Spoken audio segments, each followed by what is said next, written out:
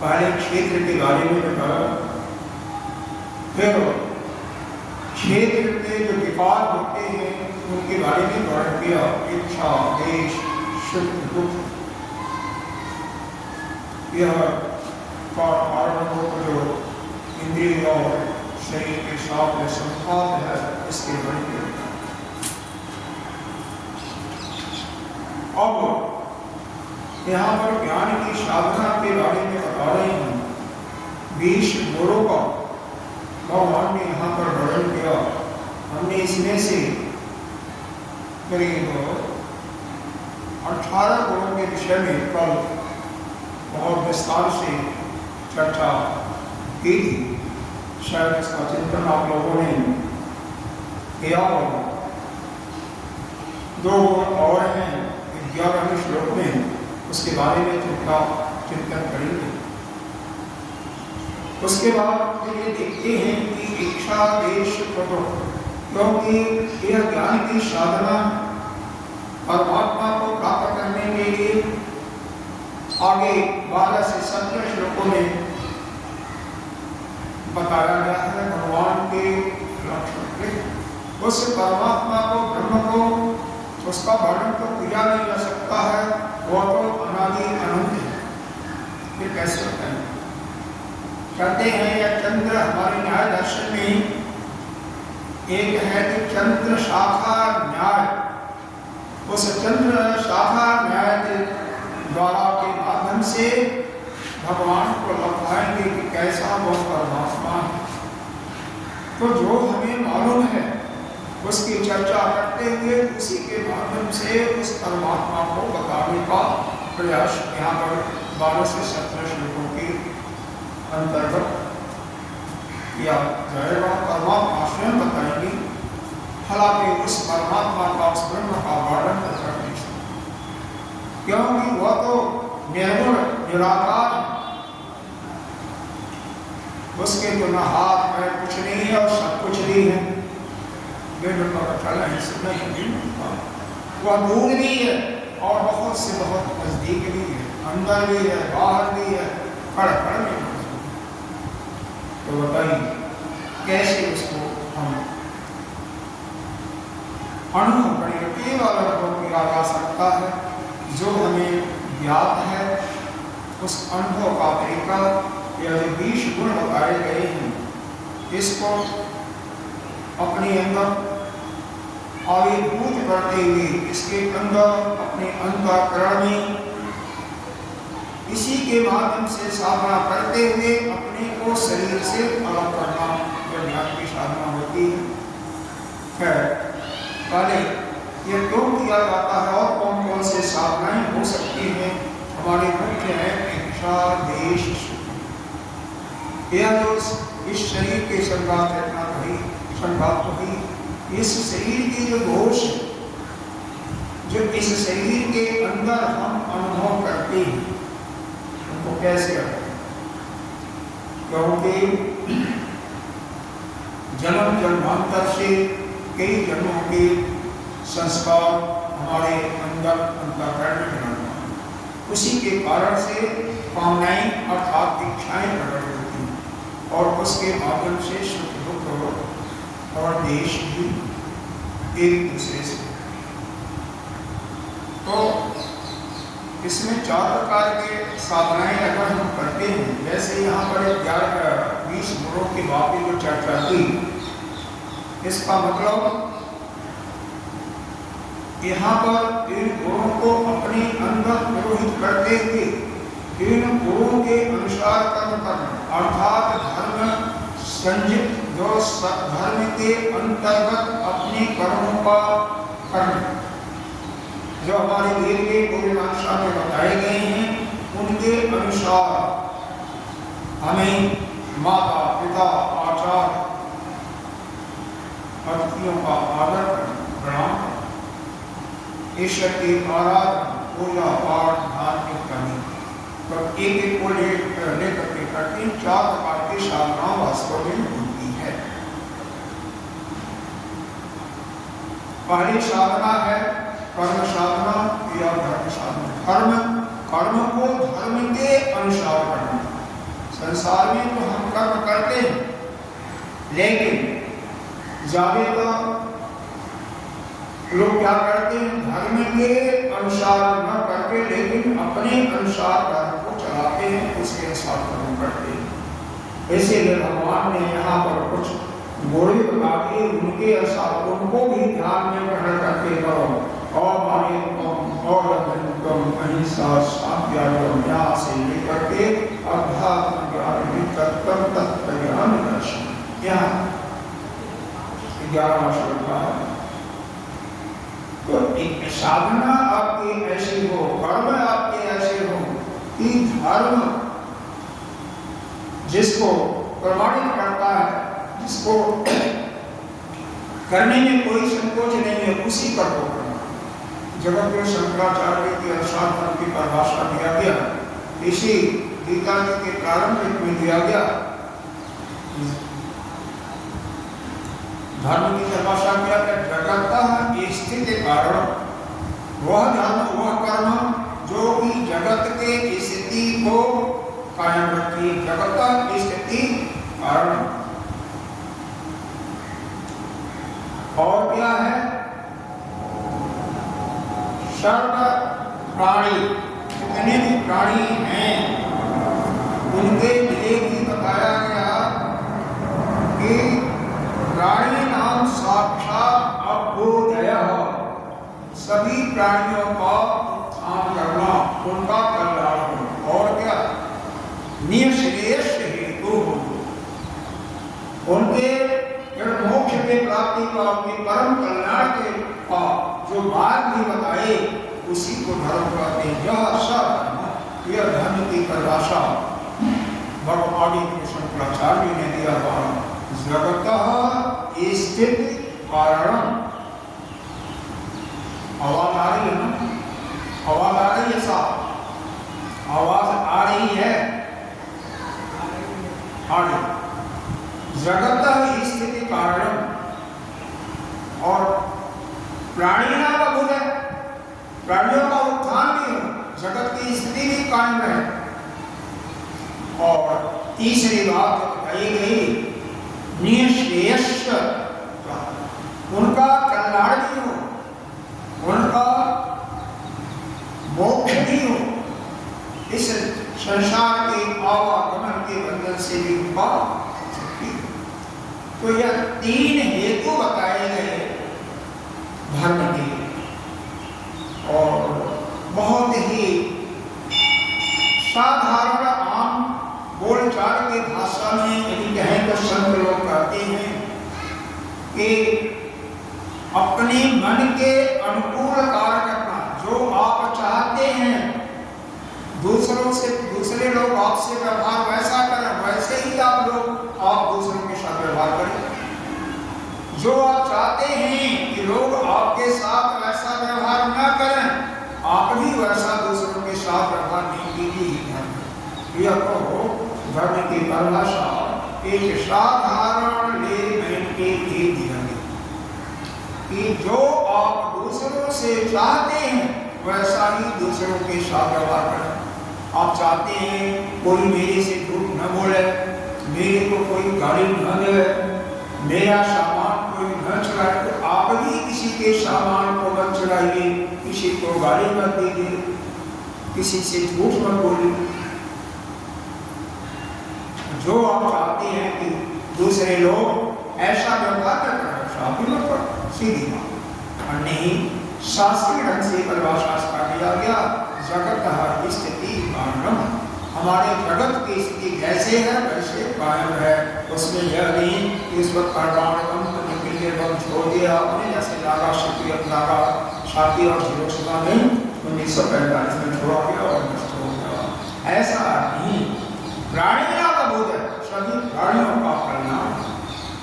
यह नहीं कि प्राणी भूखे मरते और फिर निःशेष प्राप्ति, निःशेष वह मोक्ष को भी प्राप्त करने का वो मन।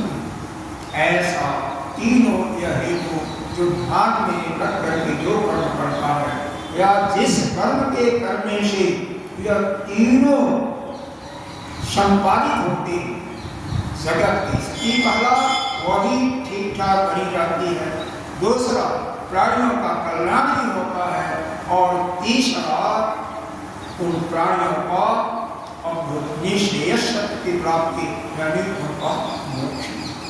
ऐसा कर्म को कहते हैं धर्म। समझ आया? यह तो धर्म, तो इस धर्म के अंतर्गत रखते हुए, इसको ध्यान में रखते हुए यहाँ पर भगवान ने 7 से 11 या 5 श्लोकों के अंदर 20 गुणों की चर्चा की, जिस प्रकार खास पर चर्चा की गई थी। उनको रख करके कारण, उनको त्याग करके नहीं, थोड़ा सा उनको कैसे हटाइएगा इस पर थोड़ा सा प्रकाश डालेंगे। जैसे अमानित्वम पहला शब्द है, अमानित्वम, अकर्मण्यत्वम। तो यह मान किसका होता है? मान का मतलब नाप भी होता है दूसरे भाषा में। मान किसका होता है? इस शरीर का ही मान होगा ना, इस शरीर को ही नापा जा सकता है ना। जब इस शरीर को नापा जा सकता है, इस शरीर के कारण ही मान की प्राप्ति, मान की इच्छा होती है। तो अगर आप अपने को शरीर से अलग रखें, साधना यही से शुरू होती है।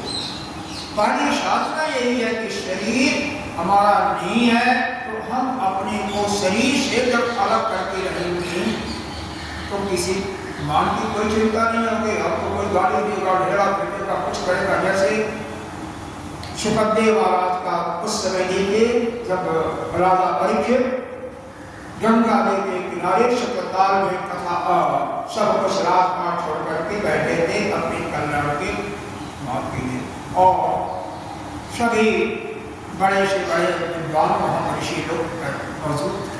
वो आ रहे थे, पीछे से बालक उनको कंकड़ बांटते थे, उनके बाल जो कि बहुत बड़े बड़े थे, बालों के बीच में कंकड़, लेकिन उन्होंने कोई प्रतिकार नहीं किया। इस प्रकार से, उसी प्रकार से अमानित कोई मान मिले न मिले आपको बिल्कुल शांत, कोई जरूरत नहीं। और जब शरीर के साथ जब नाता होगा तभी आप जब दिखाएंगे, नहीं शरीर है नहीं, आप पता किसको दिखाएंगे? तब आपको दिखाने की इच्छा नहीं होगी ना। अपने को शरीर से अलग करके साधना करनी है, या 20 गुणों को और शरीर से अलग रखेंगे तो किसकी हिंसा करेंगे? शरीर तो कोई है ही नहीं, तो किसकी हिंसा करेंगे? हिंसा तो आप कर सकते हो शरीर की ना, लेकिन अगर जीव ही मानते हो तो जीव तो शरीर नहीं है, शरीर से अलग है, तो किसको मानने जा रहे हो? और वहां पर तो आप भक्ति की साधना करते हुए हर एक प्राणी में उसी परमात्मा को देखना शुरू करें। अगर अपनी आत्मा को नहीं देख सकते तो उस ईश्वर को देखना, वो आपकी भक्ति साधना है। तो पहली साधना क्या हुई? अगर इच्छा, देश, सुख दोष और सुख दुख और देश, इनको अगर अपने से हटाना है, यानी कभी भी दुखी नहीं होना चाहते, कभी किसी चीज की इच्छा प्राप्त नहीं कर, बिल्कुल निर्वेद होना चाहते हो, यानी किसी चीज की कामना ही आपके अंदर न हो, पूर्ण रूप से वैराग्य चाहते हो, तो क्या करो? अपने को शरीर से अलग देखने की कोशिश करो और सभी प्राणियों को देखो। तो सभी प्राणियों में क्या देखो? अगर आप अपनी आत्मा नहीं देख सकते हो उनके अंदर, तो भगवान को तो वहां पर भक्ति की साधना। तो पहला होता है कर्म साधना। कर्म साधना कैसे? कर्म साधना के रूप में जो धर्म है, हमें धर्म के अनुकूल अपना जीवन निर्वाह करना। धर्म जो धर्म संगत है, यानी जो हमारे शास्त्रों में बताया गया, उसके अनुसार अपना जीवन निर्वाह करना। सूखी रोटी भी मिलती है तो उसी में खा करके हमें संतोष करना। धर्म के अनुकूल, इसीलिए जीवन के 4 पुरुषार्थ हैं: धर्म, अर्थ, काम और मोक्ष। प्रारंभ में धर्म आता है तो धर्म के अनुसार ही अर्थ की उत्पत्ति करो। अर्थ जरूरी है, आवश्यक है जीवन को जीने के लिए, लेकिन वो अर्थ की कमाई कैसे करो? धर्म के अंतर्गत। फिर उसके बाद काम आता है, यानी भोग आता है। तो भोग कैसे करना है? मोक्ष को ध्यान में रखते हुए, क्योंकि अंतिम आपका है मोक्ष। ऐसा न हो कि आपको मोक्ष प्राप्त करने में बाधा। समझ पाते हैं? तो धन की प्राप्ति, यानी धन इस साधन से करना है जो ईमानदारी से और अपने परिश्रम से हम जितना कमा सकते हैं उतना। धर्म के अनुकूल। धर्म के प्रतिकूल क्या है? हम चोरी करके दूसरों के रक्त को चूस करके, जैसे बड़े से बड़े लोग करते हैं, क्या करते हैं क्या नहीं, लेकिन इतना तो सत्य है कि अगर किसी भी दूसरे का खून नहीं चूसा जाता तो किसी के पास अपार संपत्ति नहीं हो सकती।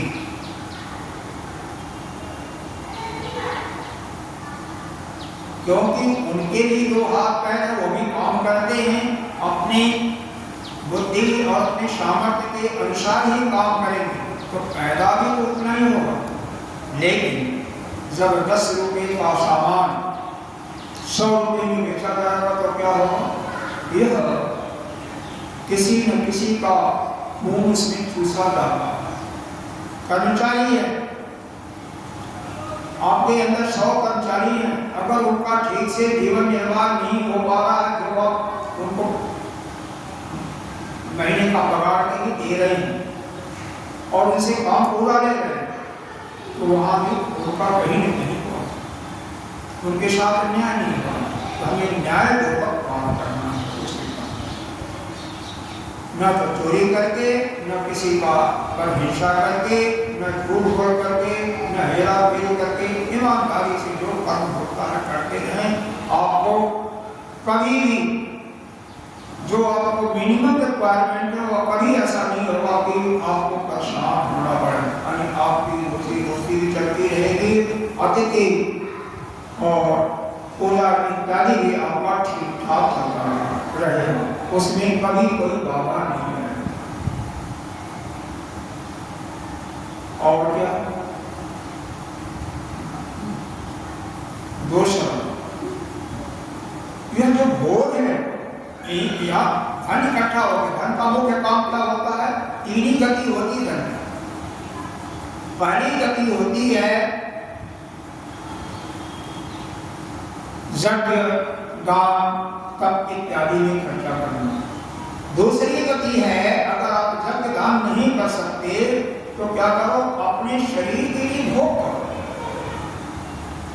होता क्या है कि कई लोगों को शरीर के लिए पैसे की आवश्यकता है डॉक्टर के पास जाने के लिए, लेकिन पैसा लाते हुए डॉक्टर के पास नहीं जाते।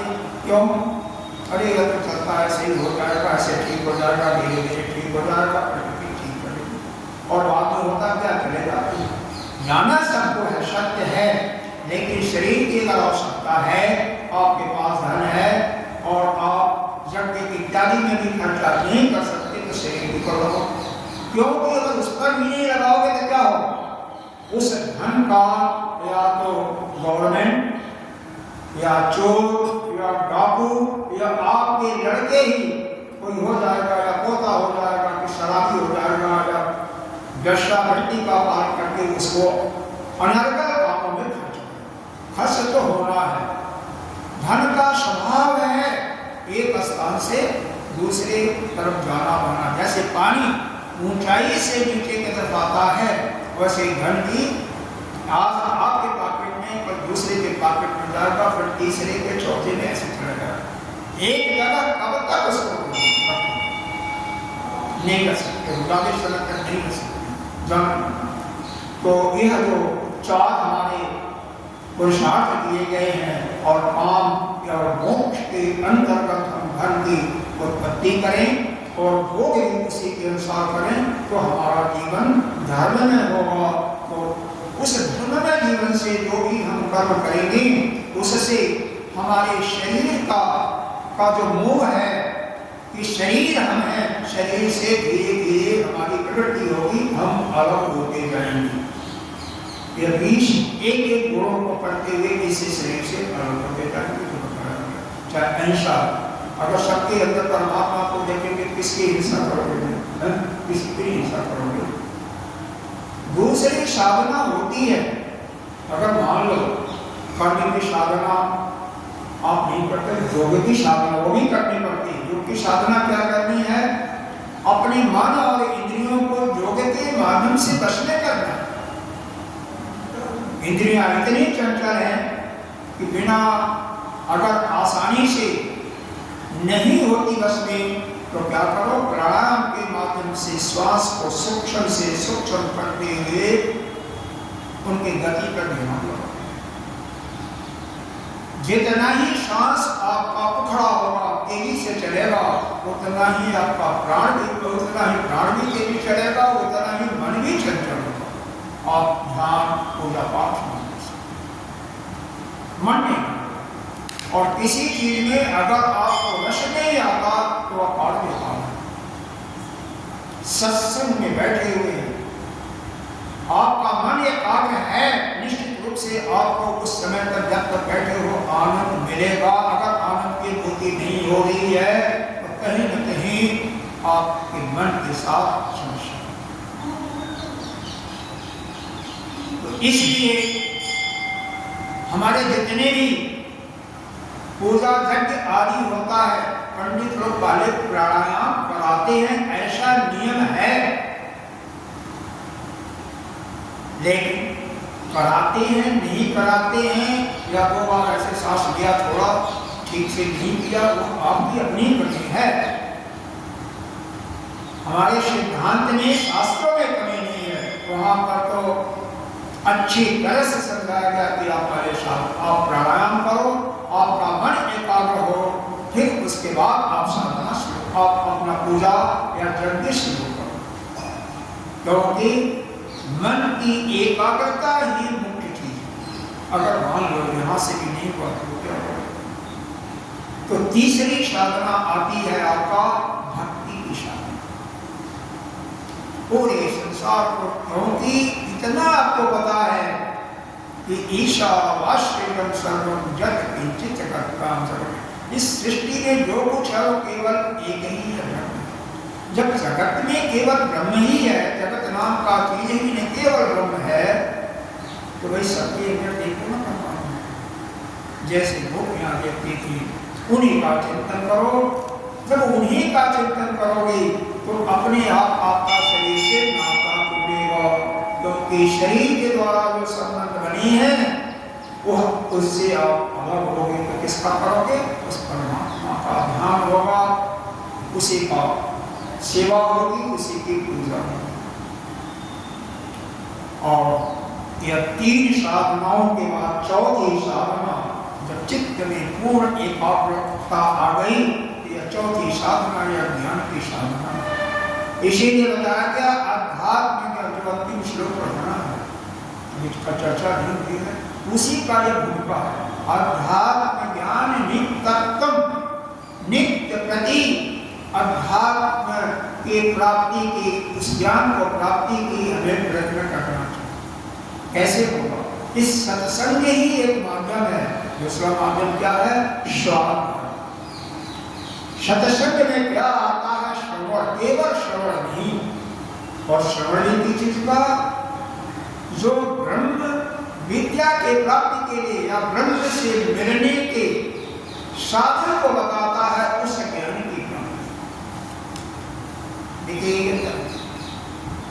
उस परमात्मा से मिलने का जो ज्ञान, यहाँ पर ज्ञान की चर्चा हो रही है, वो कहाँ होगा? या तो श्रीमद् भागवत गीता के अंतर्गत, या उपनिषद के अंतर्गत, या ब्रह्म सूत्र के अंतर्गत। इसीलिए इन तीनों का नाम क्या बताया? प्रस्थान त्रयी। वही यह मार्ग को सरलीकृत ढंग से बताया है। इस प्रकार से आप उस परमात्मा से मिल सकते हो। कौन कौन से रास्ता?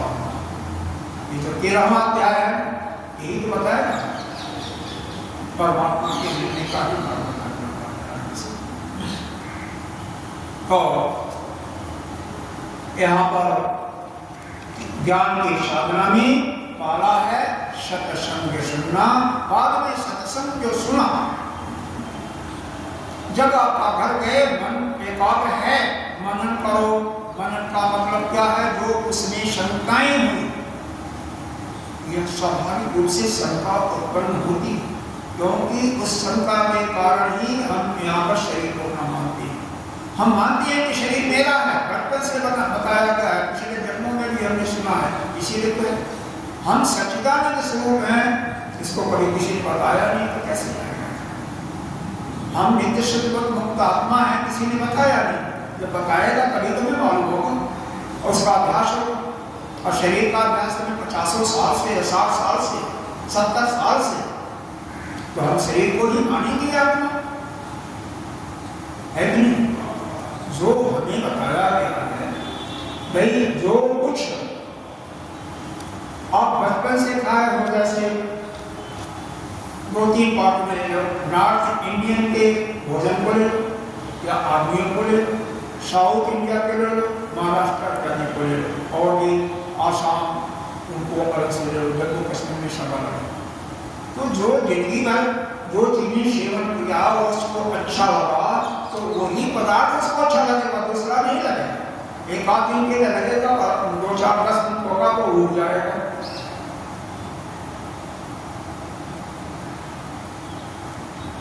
जब साउथ इंडिया की, और दोनों बातें हैं, वाइस वर्सा, साउथ इंडिया के अभी संत हो या कोई गृहस्थ हो, जब नॉर्थ इंडिया में आते हैं, 10 दिन 15 दिन रुकना होता है, तो उनको बीच में जो इडली डोसा खाने का मन करता है, इधर उधर देखते हैं, घूमते हैं।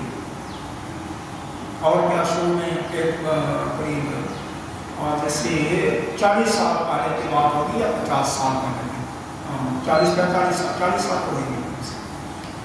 चेन्नई में हम लोग गए, कोई मीटिंग थी, तो वहाँ पर हम लोग रोटी खोजने के लिए, चपाती खोजने के लिए कम से कम 2 घंटा घूमे होंगे। ये बताया किसी ने सरदार का ढाबा है, वहाँ पर जाने का, तो सरदार के ढाबे में जाकर के रोटी। ऐसे ही एक दिन एक टाइम तो हो जाता। तो जो यह मन जो है, कहने का अभिप्राय किया है, यह मन जिस चीज का आदि हो जाता है, वही काम करता है। चोर चोरी क्यों करता है? उसके अगर मूल में जाएंगे तो उसका स्वभाव बन गया, उसकी आदत पड़ गया। शुरू में जब एक पेंसिल चलाया बच्चा, माँ ने उसको रोकने के बजाय खुश हुई कि चलो 2 आना बचा, 10 पैसे बचा। फिर धीरे धीरे बड़ा चोरी करने लगा तो भी घर का काम अच्छी तरह चलने लगा। माँ पिता सभी गदगद हो गए। कभी बाद में वो आदत उसकी बिगड़ गई और वह पकड़ा भी जाता है, बंद भी होता है और जो भी अक्षर होता है। तो जो मूल में क्या है, मन की जो आदत पड़ जाती है ना, फिर वह बुद्धि के कंट्रोल में नहीं आता। वह कहता है ये तो चलता है। ऐसे ही विचार होते हैं, पहले छोटा छोटा फिर बाद में बड़े हो जाते हैं। इसलिए मन पर संयम करना अति आवश्यक है और मन पर संयम करना बहुत आसान हो जाएगा यदि मन को उस परमात्मा में ढालना, क्योंकि उसके अतिरिक्त कोई है ही नहीं है। तो अगर लग जाता है, नहीं लग जाता है, तो मन को कम से कम किसी चीज में उलझा करके रखो। जैसे एक छोटा बालक है, उसको खेलने के लिए कुछ न कुछ दे देते हैं, ऐसे ही मन को खेलने के लिए कुछ नहीं। योग में तरीका बताया कि श्वासों को देखते जाओ, उसी में सोहम सोहम करते जाओ, या कोई अन्य मंत्र का जाप करते हुए मन को सांसों के साथ ही लगा। सांस जा रही है, आ रही है, मन उसी को ध्यान करना। भक्ति मार्ग में परमात्मा से लगाने की चौथी और अंतिम साधना ज्ञान की साधना होती है, जो कि शतसंग उसका वेश है। और शतसंग से मनन करके जो संपादन होती है उसको दूर किया। फिर निध्यासन या ध्यान मार्ग से उसके अंदर का विक्षेप भी उठता है नीचे, उसको भी दूर कर लेना, यह श्रवण है। ये संगस्ते निसंगत्वम निसंगत्ते निर्मोहत्वम निर्मोहत्वम निर्भय तत्व। इस प्रकार से हमें शतसंग की साधना नियमित करना ही चाहिए। अगर नियमित नहीं मिलती किसी कारण से आसपास में, तो क्या करो, कम से कम यूट्यूब पर कई संतों का, बड़े बड़े संतों का भी पढ़ा हुआ है। उनका यह जो व्याख्या देते हैं, जो सत्संग करते हैं, पढ़ा हुआ है। जिस सब्जेक्ट का पहले वही मिल जाएगा, उसमें कोई लोग तो सुन कम से कम। चलिए आगे चलते हैं। अगर ये चारों साधना आप अपनी सामर्थ्य के अनुसार करते रहोगे, तो न तो आपकी इच्छा भी होगी, इच्छा भी समाप्त हो जाएगी, यानी वैराग्य हो जाएगा इस संसार से, क्योंकि संसार ही क्या है, मिथ्या है। वैराग्य हो जाएगा और फिर आपको न कहीं सुख होती है, होती हमेशा अपने स्वरूप में स्थित होगी ही रहोगे। दुख के नाम की कोई चीज नहीं इस संसार में। दुख हाँ कष्ट हो सकता है, चोट लग जाएगी तो कष्ट होगा, कष्ट होगा कष्ट का मतलब कहीं दर्द हुआ, पीड़ा हो रही है तो कष्ट। और दुख मन की अनुभूति है। दुख तो आपको कोई दुख नहीं हो रहा, आपको कष्ट नहीं हो रहा, लेकिन आपका कोई प्रिय हॉस्पिटल में है, उसका ऑपरेशन हो रहा है, उसका किसी का एक्सीडेंट हो गया, चाहे पड़ोसी या चाहे कोई भी, तो भी आपको दुख होता है। आपका मन वहां पर भाव में रख जाता है, उसको दुख करते हैं। कष्ट आपको शता हो रहा, किसी अंग में हो रहा, गांठ के पीड़ा में कष्ट हो सकता है, आंख की पीड़ा में भी हो सकता है। वह तो जैसे आपके पिछले कर्म है उसके अनुसार वो कष्ट आपको भुगतने पड़ेंगे। नहीं सह पाते तो दवा माध्यम, और दवा के कोई माध्यम नहीं है। सहना या प्रतीक्षा करते हैं जिसको, और नहीं, इसके अलावा क्या है। अब भाई नाक कर रहा है, कोई विशेष किसी अंग में मान लीजिए विष आ गया तो क्या होगा, मैक्सिमम उसको काट करके निकाल देना, अलग कर देना, यही, और तो कोई तरीका नहीं है। ये विष का किसी भी तरीके से उन्मूलन किया जाए, उसी प्रकार से दर्द हो रहा है तो दवा के माध्यम वही जरूरी है। क्या लगा करके, क्या खाना खिला करके, या कैसे अपनी दिनचर्या में परिवर्तन करोगे धीरे धीरे। है। यहाँ पर इस 11वें श्लोक में यही चर्चा की जा रही है कि अध्यात्म ज्ञान नित्यत्व नित्य प्रति जो इस अध्यात्म का उपासना करता है, यानी सत्संग की उपासना या स्वाध्याय का करता है, तत्व ज्ञान दर्शन, और तत्व ज्ञान का ही दर्शन करना। तत्व ज्ञान का क्या मतलब है? अब इसमें कि जैसे आप पूजा करते हैं, भगवान की पूजा करते हैं, मेरे ख्याल में सभी लोग पूजा करते हैं। पूजा में 5 चीजें होती हैं। पहला है अभिगमन, कैसे आप जाते हैं पूजा करने के लिए। तो जैसे अपने रिश्तेदारों को या कोई विशेष व्यक्ति आ रहा है तो थोड़ा सा कपड़ा पहन करके जाते हैं, उसका स्वागत करने के लिए साफ सुथरा का कपड़ा भी होता है, उसका स्वागत करने। उसी प्रकार से आप भगवान के लिए पूजा करने चाहिए, चाहे आपका आराध्य कोई भी हो, तो उसी प्रकार से ठीक ठाक होकर के जाइए। यह नहीं कि स्नान किया, धोती भीगी हुई है या लुंगी पहने हो भीगी हुई है, उसको बदला भी नहीं और वैसे ही चलेंगे, बहुत ठीक नहीं है, उससे भगवान खुश नहीं। दूसरा है उपादान, पहले इसको क्या कहते हैं? अभिगमन, कैसे आप सकते हैं।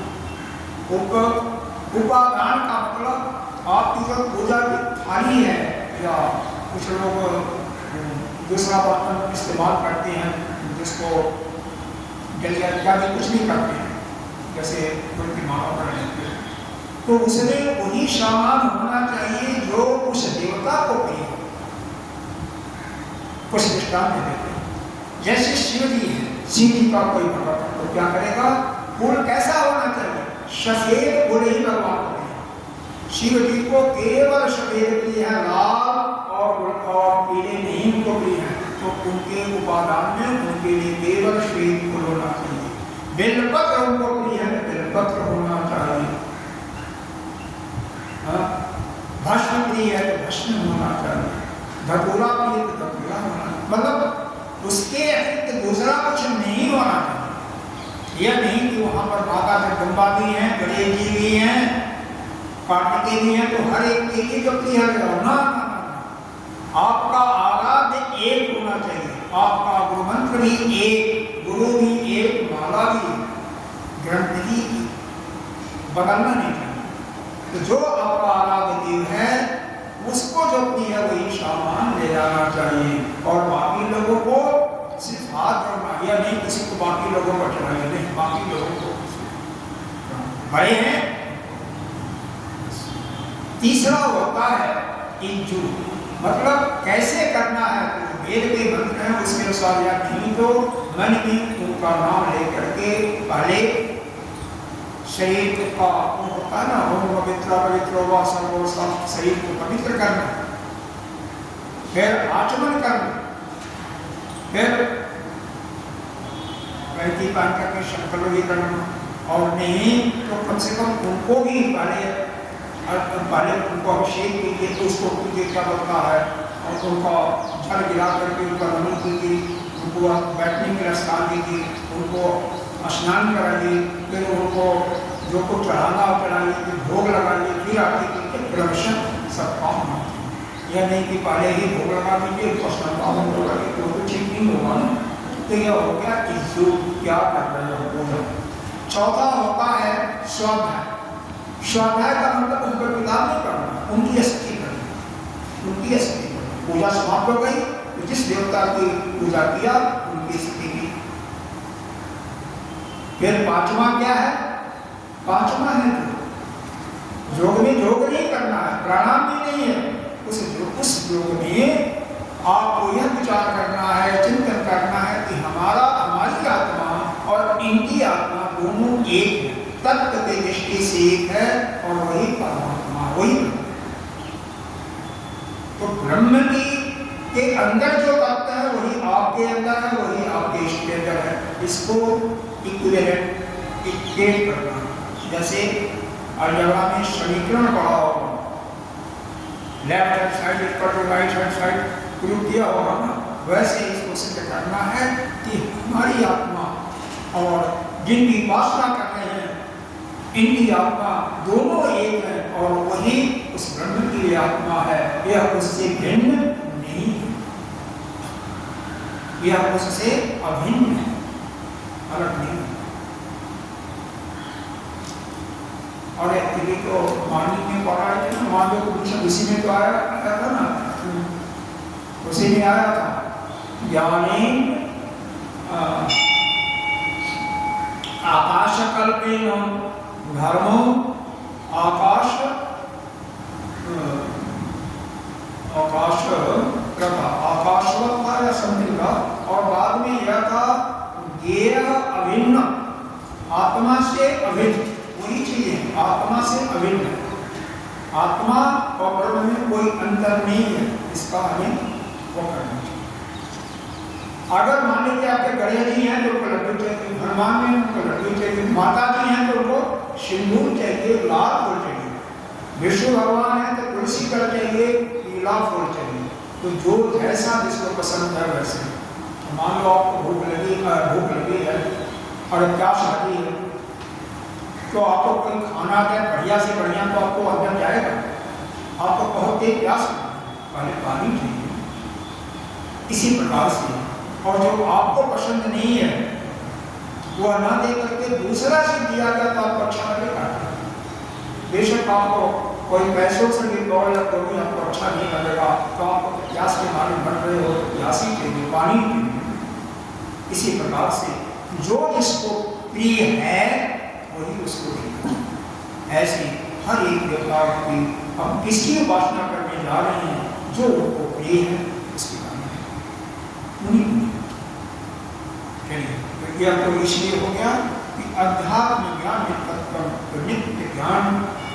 अध्यात्म का मतलब वह मार्ग जो परमात्मा को मिलाता है, तो वह सत्संग ही ईश्वर का ही परमात्मा को मिलाता है।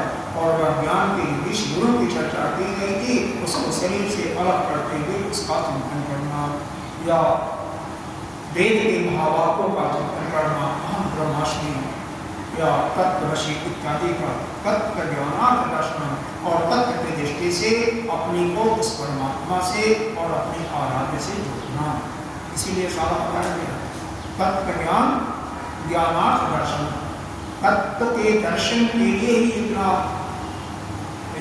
पूजा की विधि बताई गई, और पूजा में अंत में क्या बताया गया, जो आपकी आत्मा और जो कि आपके वाष्य हैं उनकी आत्मा एक ही है, और वही तत्व की दृष्टि से वैसे नहीं।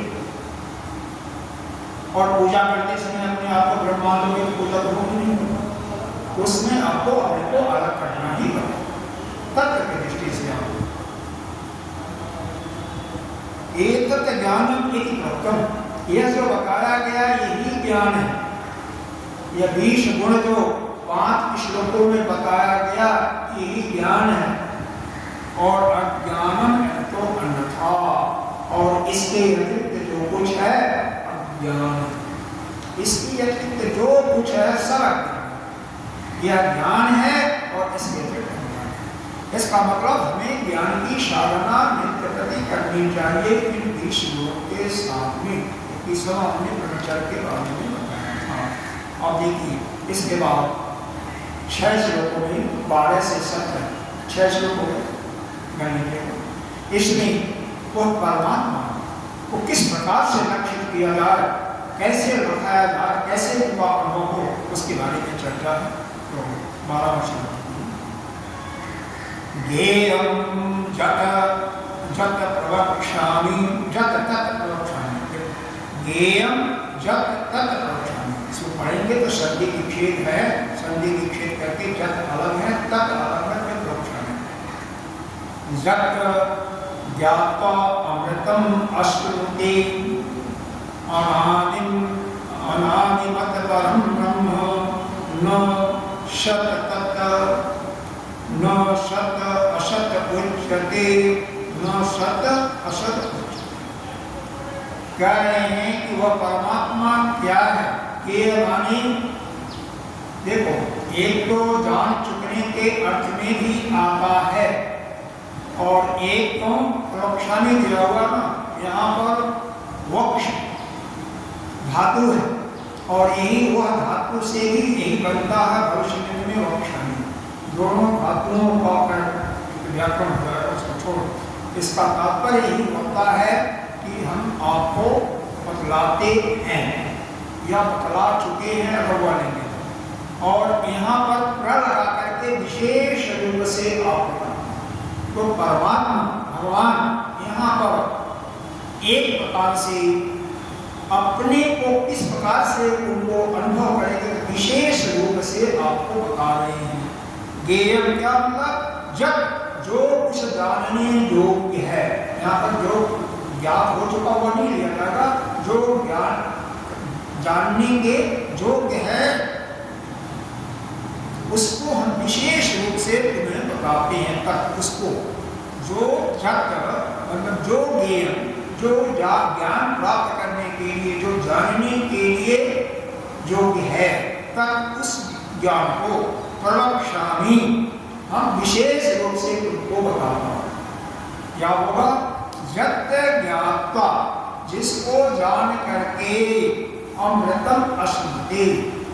अश्नन का मतलब होता है खाना, तो यहाँ पर भोजन से मतलब नहीं है। अश्नुते का मतलब है प्राप्त कर सकते हो, तुम उस अमृत तत्व को प्राप्त कर सकते हो, यानी तुम अपने स्वरूप में स्थित हो सकते। ये बहुत बड़ी ज्ञेयम जत तत् प्रवक्ष्यामि जत ज्ञात्वा अमृतम अश्नुते। जो जानने योग्य है जत ज्ञेयम 19 होगा जत ज्ञेयम तत् प्रवक्ष्यामि।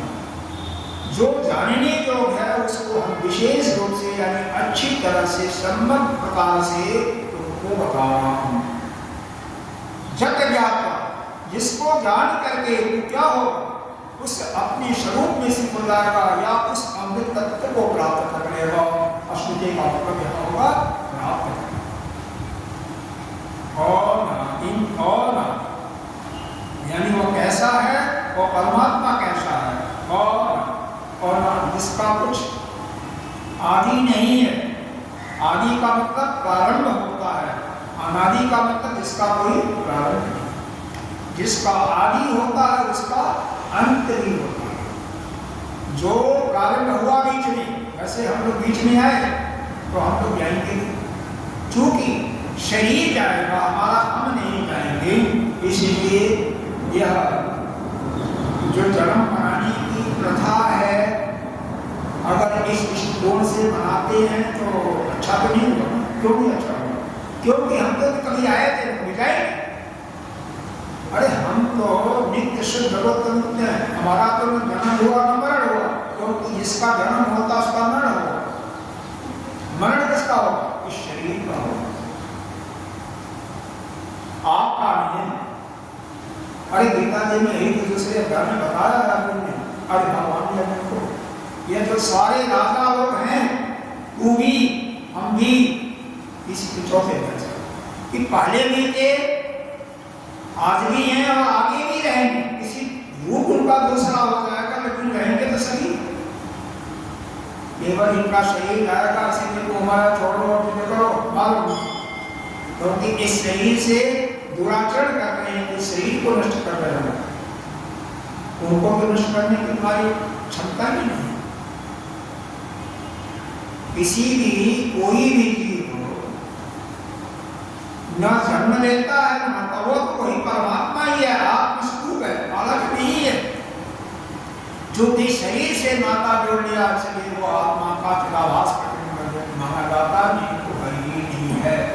फिर भी यह शरीर नहीं हो तो उसको हम प्राप्त भी नहीं कर सकते, अपने शरीर को जान नहीं सकते, क्योंकि शरीर ही एक माध्यम है। क्या माध्यम? अरे भाई उससे मिलने का, ज्ञान प्राप्त करने का, उसकी पूजा करने का, उसका ध्यान करने का, सेवा भी तो शरीर से होगा। तो अगर शरीर जिसका ठीक ठाक नहीं है, कैसे सेवा करेगा? भगवान की सेवा कैसे करेगा? भगवान के रूप में जो दुखी प्राणी है उन प्राणियों की सेवा कैसे करेगा?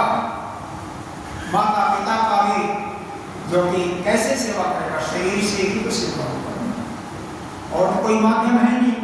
तो शरीर का भी रहना जरूरी है। हमेशा यह अद्वैत सिद्धांत दृढ़ निश्चय है, तत्वेदता लोग यही बताते हैं, लेकिन फिर भी द्वैत का व्यवहार में द्वैत अपनाना ही पड़ता है। बिना द्वैत के व्यवहार नहीं हो सकता। द्वैत का मतलब यह अपने को अलग और परमात्मा को या जिसकी उपासना करते हैं उसको अलग मानना ही, एक मान करके क्या हो सकता है? संभव ही नहीं। एक मान करके उपासना संभव ही नहीं है। इसीलिए गुरु के आगे शिष्य, बेटा के आगे क्या होता है? पुत्र। और भगवान के नीचे क्या होता है? भक्त। उसको नाम दिया गया ना, भक्त और भगवान एकत्व देखना है। लेकिन जब तक को ज्ञान नहीं होता तब तक इनको अलग ही करना, साधना करते समय अलग ही करना। ये उनका जाति नहीं तेरा मान अनादि परम ब्रह्म, वह क्या है? परम ब्रह्म है, वह अनादि है। किसका ज्ञान होगा? उस जो कि कभी उत्पन्न नहीं हुआ पर ब्रह्म है। तो ब्रह्म भी एक कारण ब्रह्म भी होता है, एक कारण ब्रह्म भी होता है। यह ईश्वर की बातें नहीं हो रही है, यहाँ पर ब्रह्म की बातें निर्गुण निराकार सगुण साकार जिसकी आप पूजा करते हो अलग है। वह तो अवतार कभी लिया है उसकी पूजा कर रहे हैं, क्योंकि सीधे आप उसका ध्यान नहीं कर सकते। उसकी पूजा और जो दिखाई नहीं देता उसका पूजा क्या करना, उसका ध्यान कैसे करना? ये एक माध्यम है, इसके सामने वहां जैसे फर्स्ट फ्लोर पर सेकंड फ्लोर पर जाना, माध्यम क्या है? स्टेयर। एक एक पांव को एक एक स्टेयर पर रखते हुए धीरे धीरे जाओगे। माध्यम, ये माध्यम है। तो अनादि, उस अनादि तत्व का जो कभी जन्म जिसका हुआ है नहीं, सृष्टि के पहले भी था, अभी भी है, सृष्टि के बाद में भी रहेगा। परम ब्रह्म है, न सत्य, वो सत्य ही नहीं है और न तो असत्य ही है। उसको सत्य और असत्य वह दोनों से बाहर को चते कहा गया। न तो वह सत्य है न असत्य कहा गया। इसका मतलब क्या होगा? यह थोड़ा सा आपके लिए कठिन है। सत्य और सत्य का मतलब तीनों, जिसको सभी के दृष्टि में वह सत्य है। असत का मतलब वहां पर, यहाँ पर है, दूसरे में नहीं। यहाँ पर सत्य और सत्य और सत्य दोनों को क्यों मना किया गया है, इस पर विशेष चिंतन की आवश्यकता है। गीता जी के दूसरे अध्याय में ही आया है, क्या आया है? न आपको ठीक ही बताऊंगा उसको। अध्याय दूसरे में आया है,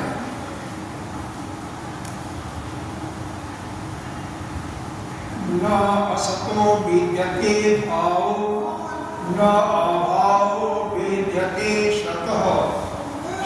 सत्य का कभी, असत्य का न असतो विद्यते भाव, असत्य का कभी कोई भाव ही नहीं है और सत्य का कभी अभाव नहीं। यानी सत्य जो है तीनों कालों में, देश, वस्तु और काल से अपरिच्छिन्न, तो वह परमात्मा वास्तव में यहाँ भी है और अमेरिका में भी है, स्वर्ग में भी, हर जगह आप में भी है, हमारे में भी है, अंदर भी है, बाहर भी है, सब। और हम लोग क्या हैं? यहाँ हैं रूहानी। आप यहाँ हो तो घर नहीं हो, तो यह हम देश से परिचिन्न हो, इसलिए हम असत के कोटि में आते हैं, किसी को मिथ्या कहा। लेकिन परमात्मा को तो कहा गया न वह सत्य है न वह असत्य है। इस पर ज्यादा चिंतन की जरूरत है, पर इस पर हम चिंतन करेंगे क्योंकि समय हो गया। ओम पूर्णमदः पूर्णमिदं पूर्णात् पूर्णमुदच्यते पूर्णस्य पूर्णमादाय पूर्णमेवावशिष्यते। निर्वावशिष्यते। ओम शांति शांति शांति। शंकरं शंकराचार्यं केशवं बादरायणं सूत्रभाष्य कृतो वन्दे भगवन्तौ पुनः। केशवं गुरुरात्मेति मूर्तिभेदविभागिने ओम तथा तदेह